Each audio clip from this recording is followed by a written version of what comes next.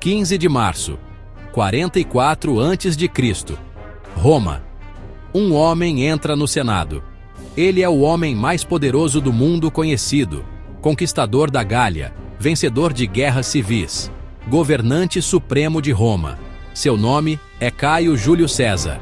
Ele não sabe, mas em poucos minutos, 23 facas perfurarão seu corpo. Seu sangue manchará o chão de mármore do Senado. E a República Romana, que existia há quase 500 anos, morrerá com ele. Mas esta não é apenas a história de um assassinato.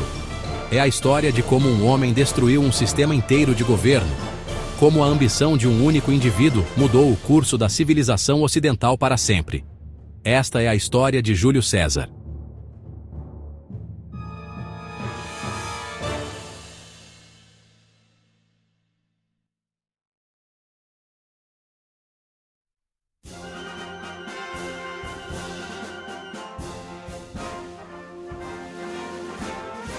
Caio Júlio César nasceu em 100 a.C., em uma família patrícia romana. Mas não se engane, sua família era nobre de nome, não de riqueza. Os Júlios eram aristocratas decadentes. César cresceu em um período turbulento da República Romana.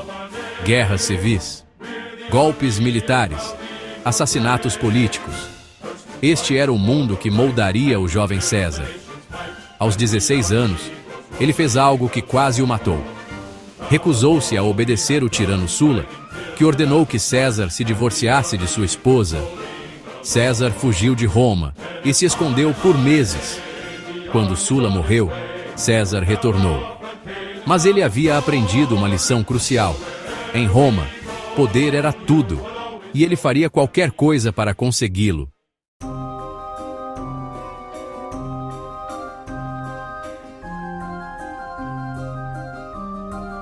César era ambicioso, mas também era inteligente. Ele sabia que sozinho não chegaria a lugar nenhum. Em 60 a.C., César fez algo genial. Criou uma aliança secreta com os dois homens mais poderosos de Roma: Pompeu, o Grande, o general mais famoso de Roma, conquistador do Oriente, e Crasso, o homem mais rico de Roma, tão rico que financiava exércitos inteiros. Juntos, eles formaram o primeiro triunvirato, uma aliança não oficial que controlava Roma nos bastidores. César usou essa aliança para ser eleito cônsul em 59 a.C. E como cônsul, ele fez algo que mudaria sua vida. Conseguiu o comando das legiões na Gália. A Gália, o que hoje é a França, um território bárbaro, não conquistado, cheio de tribos guerreiras. César viu uma oportunidade. Enquanto Pompeu e Crasso brigavam pelo poder em Roma, ele conquistaria um império.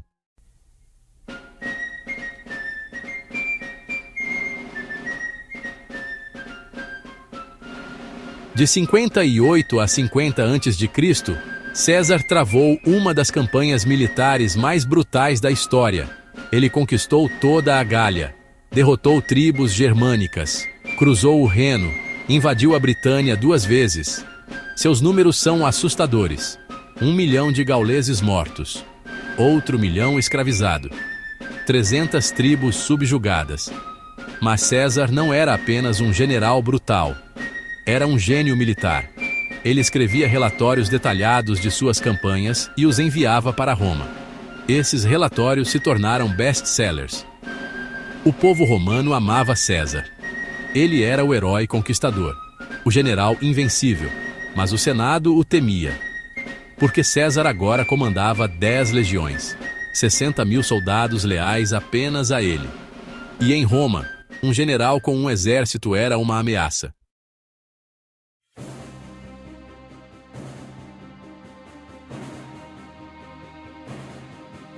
Em 49 a.C., César estava na Gália. Suas conquistas terminaram. Era hora de voltar para Roma. Mas havia um problema. O Senado, liderado por seus inimigos, ordenou que César dissolvesse seu exército antes de entrar em Roma. Se ele obedecesse, perderia sua proteção e seria imediatamente processado e provavelmente executado.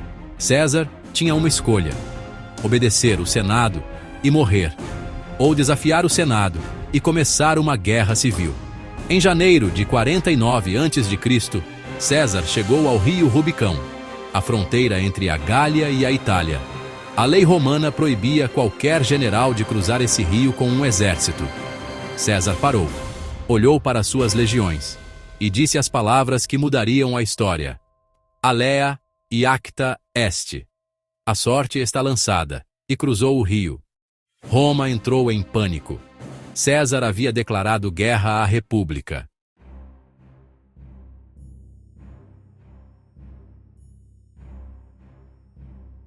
O Senado fugiu de Roma. Junto com eles, Pompeu, o Grande, antigo aliado de César, agora seu maior inimigo. César marchou sobre Roma sem resistência. A cidade se rendeu sem lutar, mas Pompeu não se rendeu.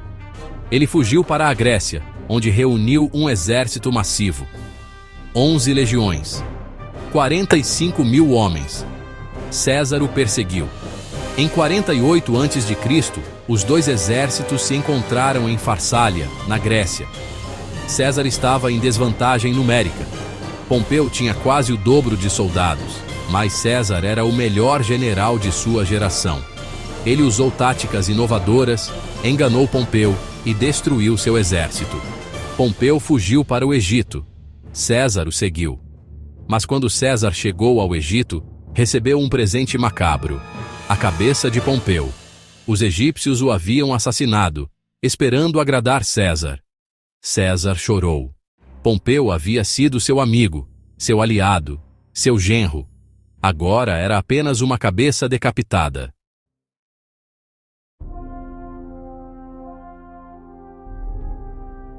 No Egito, César conheceu Cleópatra, a rainha de 21 anos que lutava pelo trono contra seu irmão. A lenda diz que Cleópatra se enrolou em um tapete e foi entregue a César como presente. Quando o tapete foi desenrolado, lá estava ela. César se apaixonou. Ou pelo menos ficou fascinado. Ele lutou ao lado de Cleópatra, derrotou seu irmão e a colocou no trono do Egito. Eles tiveram um filho, Cesarion, o único filho biológico de César. Mas César não podia ficar. Roma o esperava.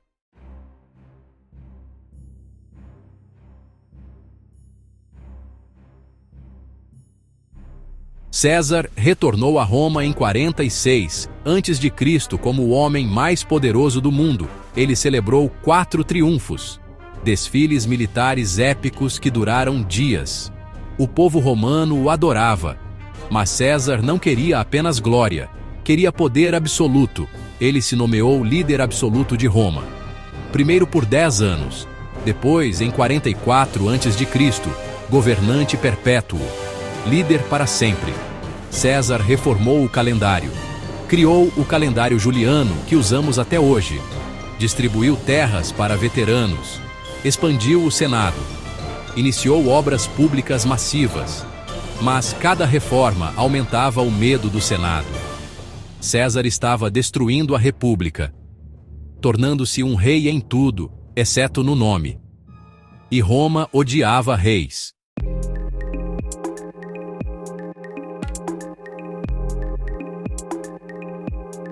Um grupo de senadores decidiu que César tinha que morrer.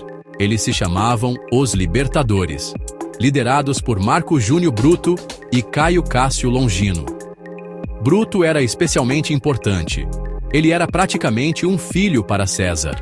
César amava Bruto como se fosse seu próprio sangue, mas Bruto amava a República mais do que amava César. Os conspiradores planejaram tudo meticulosamente. Eles escolheram o dia, 15 de março, os idos de março, o local, o Senado, o método, facas escondidas sob togas. 60 senadores estavam envolvidos, mas apenas 23 realmente esfaqueariam César.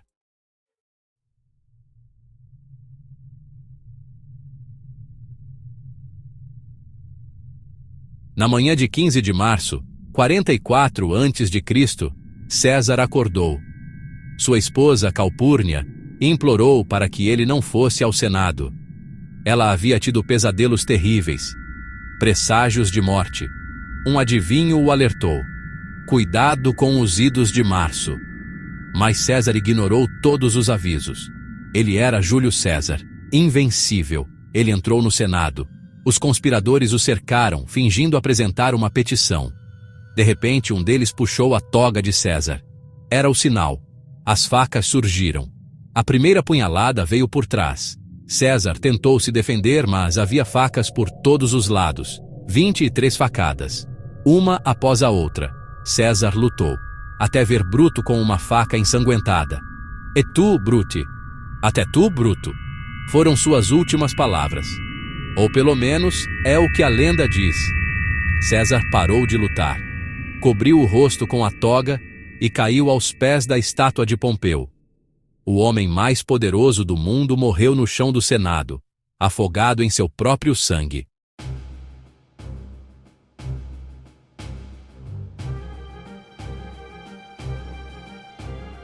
Os conspiradores pensaram que haviam salvado a República. Estavam errados. O assassinato de César mergulhou Roma em outra guerra civil, mais brutal que todas as anteriores. Marco Antônio, general de César, e Otaviano, sobrinho e herdeiro adotivo de César, caçaram os assassinos. Bruto e Cássio se suicidaram, e então Antônio e Otaviano lutaram entre si. Otaviano venceu, e em 27 a.C., ele se tornou Augusto, o primeiro imperador de Roma. A República estava morta. O Império havia nascido. Júlio César não viveu para ver o Império, mas ele o criou. Sua ambição, suas conquistas, sua ditadura, tudo isso destruiu a República e abriu caminho para o Império. César queria ser rei, e embora tenha morrido antes de conseguir, seu legado se tornou maior que qualquer rei. Ele se tornou um deus, literalmente.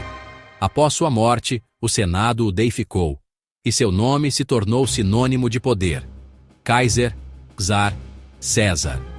Todos derivados de um único homem que ousou cruzar o Rubicão.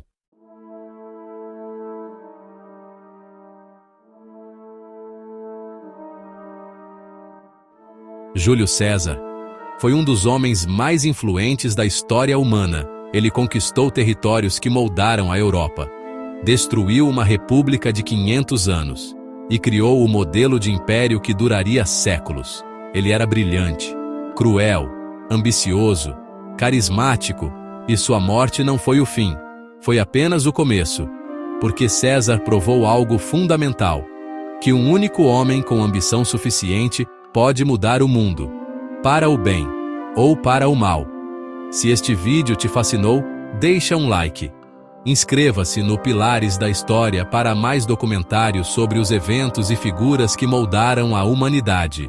E me conta nos comentários: César foi um herói ou um vilão? Nos vemos no próximo vídeo.